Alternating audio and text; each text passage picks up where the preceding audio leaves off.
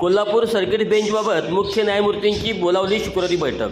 कोल्हापूर उच्च न्यायालयातील कोणताही प्रशासकीय निर्णय घेण्यासाठी होणारी मुख्य न्यायमूर्ती आणि प्रशासकीय न्यायमूर्ती अशी बैठक प्रथमच उच्च न्यायालयाचे सर्किट बेंच कोल्हापूरला व्हावे या मागणीसाठी शुक्रवार दिनांक 28 रोजी मुंबई उच्च न्यायालयात बैठक होणार असून या बैठकीला खंडपीठ कृती समितीलाही निमंत्रित करण्यात आले आहे.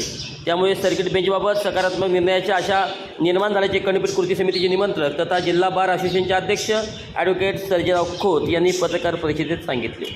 मुंबई उच्च न्यायालयाचे खंडपीठासाठी आवश्यक निकष आणि सर्व पात्रता पूर्ण केल्या असूनही याबाबत अद्याप निर्णय झालेला नाही. राज्य शासनानेही सर्किट बेंचबाबत सकारात्मकता दर्शवली आहे. या मागणीसाठी यापूर्वी विविध प्रकारची आंदोलने झाली. राज्य शासनासोबतच उच्च न्यायालयातही बैठका झाल्या.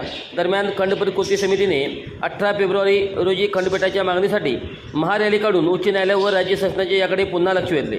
खंडपीठासाठी बैठक घ्यावी अशी मागणी केली. दरम्यान 2 मार्च रोजी केंद्रीय गृहमंत्री अमित शहा यांनीही या मागणीबाबत अहमदाबाद या ठिकाणी निवेदन देऊन या प्रकरणात केंद्र सरकारने हस्तक्षेप करावा अशी मागणी केली होती.